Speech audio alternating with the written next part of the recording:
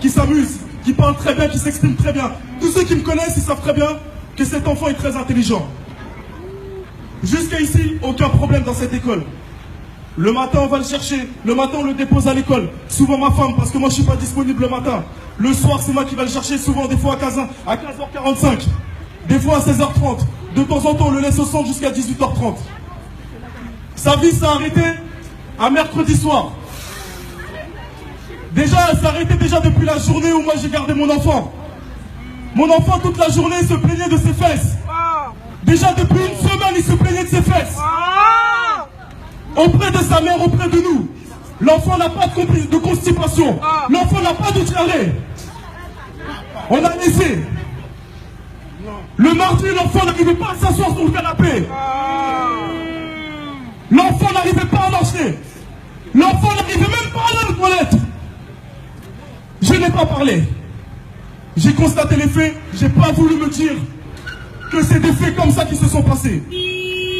Le soir, en partant au travail, ma femme me rappelle en pleurant. Elle me dit, reviens à la maison vite, paniqué. S'il te plaît, t'énerve pas. Canis a été abusé. Je dis à ma femme, qu'est-ce qui s'est passé? Comment tu sais ça? L'enfant a parlé. Première version, on lui aura introduit des jouets dans les fesses. Voilà les paroles de mon enfant. Bref, je vais passer ce stade-là. On est parti après à l'hôpital Robert Debré. Ils nous ont reçus. Ils ont examiné l'enfant. Ils ont vu qu'il y avait des bactéries dans les fesses de l'enfant. Ensuite, elle nous a dit peut-être que c'est un cas de constipation. Jusqu'à ce que ma femme sorte deux slips avec des traces blanches à l'arrière, qui sont toujours en train de se faire examiner par la brigade des mineurs à Popigny. Ensuite, sur le certificat, il y a bien marqué l'enfant à l'abdomen souple. Il n'a aucun problème de constipation, aucun problème de diarrhée, et il y a bien marqué fissure anale. Le lendemain matin, je me rends dans cette école sur le ferry, voir cette directrice, avec deux personnes, avec ma femme. Je demande à cette directrice de me recevoir. Elle a vu sur mon visage qu'il y avait quelque chose.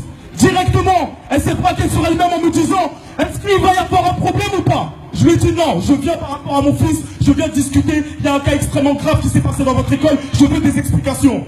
Je suis rentré dans le bureau, elle a joué sur l'émotion. En me disant, en laissant prétendre que des enfants de 3 ans, 4 ans peuvent faire ce genre de jeu-là. En me disant, est-ce que c'est sûr que c'est les adultes? Non. Premièrement, mon enfant a visé 3 enfants dans cette affaire. Puisque mon enfant dit que c'est les enfants qui l'ont fait. J'ai demandé à cette directrice en tant que parent d'élève, je veux rencontrer les parents de ces enfants. Pour que j'ai une explication avant d'aller à la police, avant de vraiment faire une grosse histoire par rapport à ça. Elle m'a dit, je ne peux pas faire ça. C'est pas mon pouvoir, surtout dans une affaire aussi délicate. Comment tu sais que c'est une affaire délicate? Si tu sais que dans ton école, il n'y a rien. Ensuite, qu'est-ce qu'elle a dit? Elle a dit, d'accord, je vais appeler tous les directeurs, tous les costumes, cravates, et je pourrai vous recevoir entre 13h et 14h. J'ai dit, il n'y a pas de souci, je suis disponible. Et elle a souligné, ce n'est pas de ses compétences, mais elle le savait qu'à l'hôpital Jean Verdier à Bondy, on faisait des examens pour ce genre d'histoire. Ma femme s'est rendue au commissariat. Elle a porté plainte. Ils n'ont pas voulu nous donner une réquisition directement pour que l'enfant soit examiné. Il a fallu une mobilisation devant le commissariat pour qu'ensuite on leur mette la pression et qu'ils nous donnent cette réquisition après nous avoir fait attendre 1h30 devant le commissariat en plein soleil avec un enfant pas âge.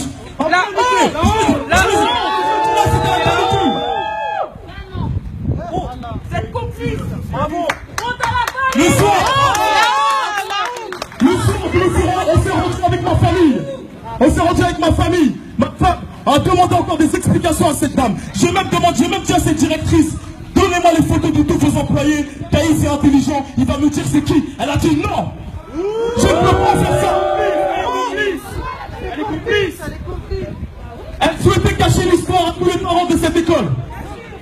J'ai bien dit à cette directrice qu'elle va entendre parler de moi.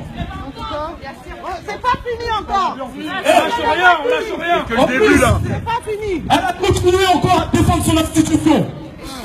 En disant que l'école est infaillible, que les enfants sont toujours accompagnés dans l'école Jules Ferry, qu'il n'y a aucun problème, que les adultes font bien leur travail. J'ai dit ok, il n'y a pas de souci. Mais admettons maintenant les adultes font bien leur travail. Si les adultes font bien leur travail, je ne veux plus écouter la version de mon enfant. Si c'est vraiment des enfants qui se sont introduits des jouets dans les fesses, à quel moment de la journée l'ont-ils fait? À quel moment de la journée l'ont-ils fait? Puisque cette école est infaillible. Ils l'ont dit. Ils m'ont ramené tous les directeurs de je sais pas d'où, tout le 93 pour essayer de me dissuader que non, l'école Jules Ferry est infaillible et que les enfants sont bien encadrés. Mais les faits sont là, les fesses de mon enfant sont déchirées. Maintenant, dans notre mécontentement, ce jour-là, ce jeudi soir, on a dit on va pas faire de scandale, on continue. Jusqu'ici, on a dit on va faire confiance à l'État et on a porté plainte, on a tout fait. On a tout fait dans les règles. On n'a rien fait. Il n'y a pas eu d'agression, il n'y a pas eu d'insulte. On a tenu jusqu'à maintenant. Le vendredi, puisque l'hôpital Jean Verdier, comment ça s'appelle? La brigade. Le parquet a donné l'autorisation, donc la réquisition, pour que mon enfant se fasse examiner. Je vous parle de cette histoire, elle se passe depuis mercredi soir. On a eu l'autorisation pour faire examiner mon enfant le vendredi à 15h, à 14h45. Regardez tout le long qu'on est là. Moi, on voulait, moi et ma femme, consulter un pédiatre indépendant. Donc le matin, on est parti à une première pédiatre qui a l'habitude d'examiner l'enfant. On lui a parlé directement les faits, on lui a dit les faits directement. Elle a dit je ne m'occupe pas de ça, je ne veux pas.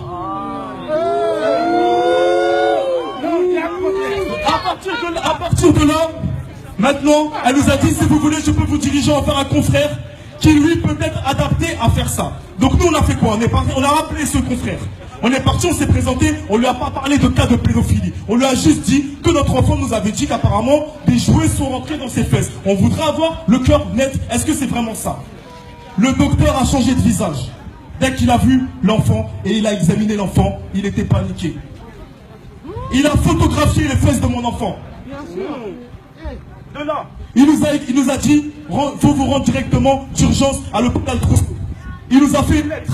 On a la lettre encore, on a la preuve. Sur la lettre, il y a marqué clairement, je vous prie de prendre toute urgence cet enfant avec un cas de fissure anale, fissure isolée, complètement en avant. Et il y avait marqué déchirure minimale, mais il a rayé. Et à la fin de cette lettre, il y avait marqué pas de constipation, pas de diarrhée. Donc on devait faire juste une radio à l'hôpital Trousseau. On s'est rendu à l'hôpital Trousseau. On leur a dit les mêmes faits. Cette fois, on leur a raconté. Ils ont vu l'enfant, la même chose. L'enfant a dit les mêmes versions jusqu'ici. Il n'a toujours pas changé de version. Il dit les mêmes faits. Ok. Maintenant, ils ont fait juste la radio à l'hôpital Jean Verdier, pardon, à l'hôpital Trousseau pour examiner, pour voir s'il n'y avait pas un jouet qui était à l'intérieur de l'enfant. Il n'y avait pas. Voilà. Nous, on était pressés maintenant. Et à l'hôpital Jean Verdier, on t'a eu parce qu'ils nous ont reçus comme des merdes. La dame a laissé sous-entendre qu'on n'était pas dans une série américaine ici et que les viols n'étaient pas élucidés rapidement. Elle a dit que l'hôpital Jean Verdier ne sera que pour rechercher des MST sur l'enfant. Mon enfant, pendant une semaine, a contracté une herpès. Ils m'ont dit non, il y a beaucoup de cas d'enfants qui attrapent l'herpès. Bref, je vais vous faire passer tout ce qui s'est passé. Il y a eu un gros problème, mais en tout cas, jusqu'ici, on se mobilise. Et à la mairie, il nous manque complètement de respect. À moi, la famille, à aucun cas, ce maire, cet incapable, nous a appelés pour nous dire il est parti d'abord se présenter dans cette école. On avait son honneur auprès des parents d'élèves et il nous a même pas appelés. Pour mentir. Même pas pour montrer sa compassion, il l'a même pas fait. Il a fallu qu'on aille faire du bordel devant la mairie pour qu'il nous reçoive enfin. Cette ville se fout de notre gueule de A à Z. Et la FCPE qui se permet de publier des choses sur le net en disant que mon enfant, Dominique Atia, qui dit ouvertement que mon enfant, selon le commissaire, lui a donné l'autorisation de dire que mon enfant n'avait pas subi d'agression, d'abus sexuels. De quel droit? C'est qui elle pour le dire? C'est qui Dominique Atia? Le commissaire est ce commissaire incapable qui était là tout à l'heure, qui est venu clairement devant la mairie en nous disant j'en sais beaucoup plus que vous dans cette histoire. Moi le père de l'enfant, ça veut dire que c'est même plus mon enfant, c'est l'enfant du commissaire. C'est le commissaire, il sait plus que moi dans cette histoire.